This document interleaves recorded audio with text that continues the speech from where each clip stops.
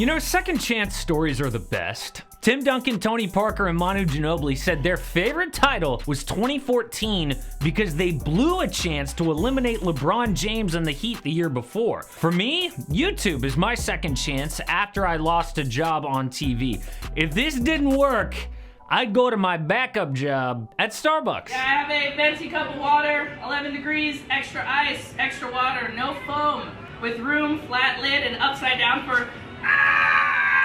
This year, there are NBA players who need a second chance. The good thing is it can all be motivation to be your best. But the bad thing, these 10 players need a great season in 2022 or their careers are basically over. Yo, it's Casey, this is AM Hoops. The offseason is here. Hit subscribe because I'm still putting out 5 videos a week, Monday through Friday, so you can be an entertained NBA fan all week long.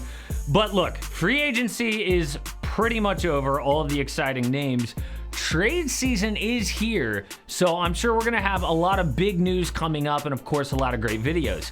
But let's get to this list, and before we get to the top 10, there are 3 guys I did not include. One is Klay Thompson. Look, everyone understands if he doesn't have a great season by his standards. I mean, he's coming off back-to-back career-threatening injuries. Give the guy a break. Number 2 is Kevin Durant. I do think winning a title outside of Golden State is key to his legacy, but it's not like this year is the only year to do it. Realistically, he has several years to get that done. The third, and I hate to say this, is Isaiah Thomas. Look, I know he scored 81 points in an off-season league, but I don't really consider him an NBA player anymore. We've seen him try to come back year after year. For me, it's basically done, okay? He could prove me wrong, and I hope he does.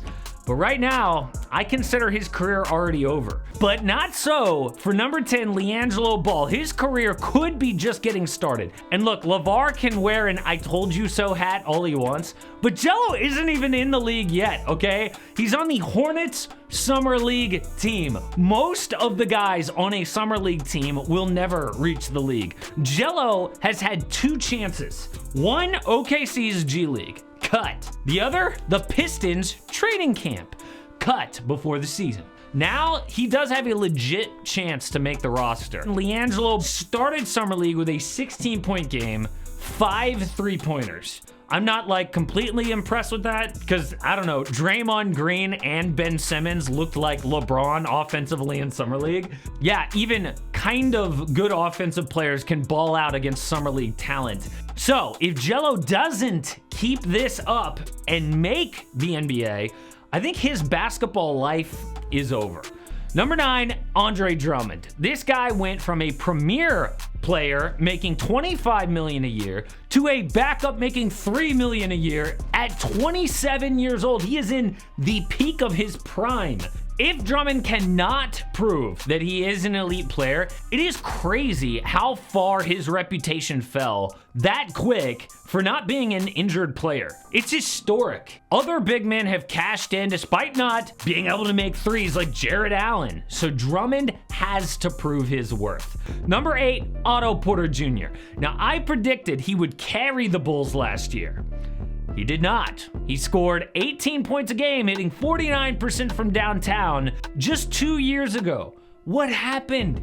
Now he needs a great season, not just to prove himself, but more importantly, for the Warriors. Their pickup of OPJ could be the most underrated free agent signing if he bounces back. Number 7, Lauri Markkanen. Dude wants a big contract, he wants off the Bulls, but no one believes in him, for good reason. He looked like a franchise cornerstone type player 2 years ago. Scored 19 points a game, 36% from deep. I feel for him because Jim Boylan tried to turn him into like a spot-up shooter, which is not how to utilize him best. And injuries slowed his growth. But if he does not break out again this coming season and stay healthy, then he's one of the most disappointing stories in a while. One key, I think, will be finding the right system.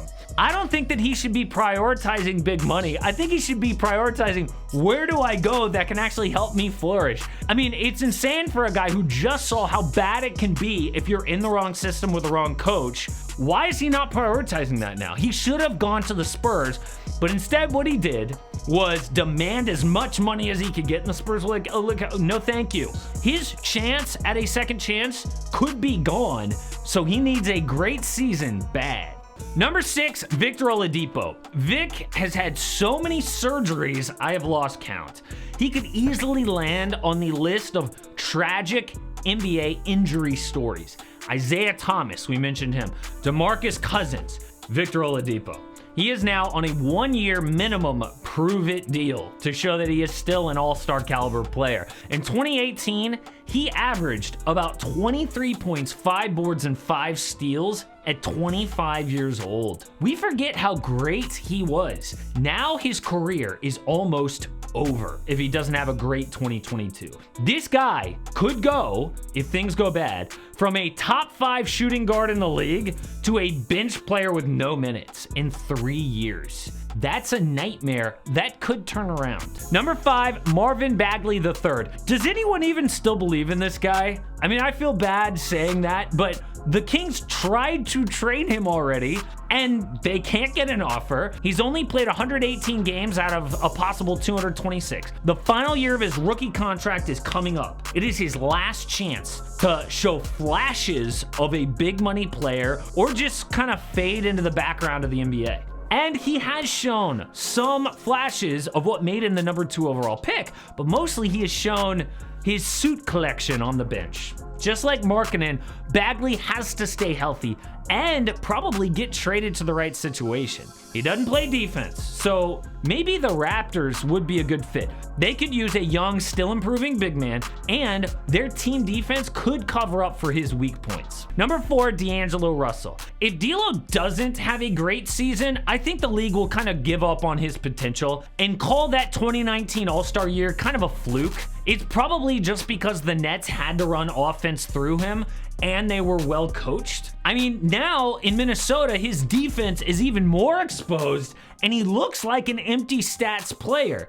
That's the road he is going on. Not only does he need a great season personally, but the Timberwolves need it. If D'Lo doesn't break out again, then that front office royally messed up, trading Andrew Wiggins and a few picks for a fraud all-star. Number 3, Kristaps Porzingis. This is it, 2022. The Mavericks thought that they had paired Luka with another superstar, and honestly, it looked like a great deal when they got it from the Knicks. Now, it's been a disaster, and it kind of looks like the Knicks won that deal. He wasn't available for most of their bubble playoff run, then last year it got even worse. Not only did he average 13 points a game against the Clippers in the first round, his defense regressed horribly. If Porzingis somehow does a total 180 as a basketball player, like out of nowhere, and becomes the guy that Dallas thought they had traded for, then they don't need a big trade. They already have their number 2 superstar. If not, I think Luka will start wondering what it's like in LA or New York.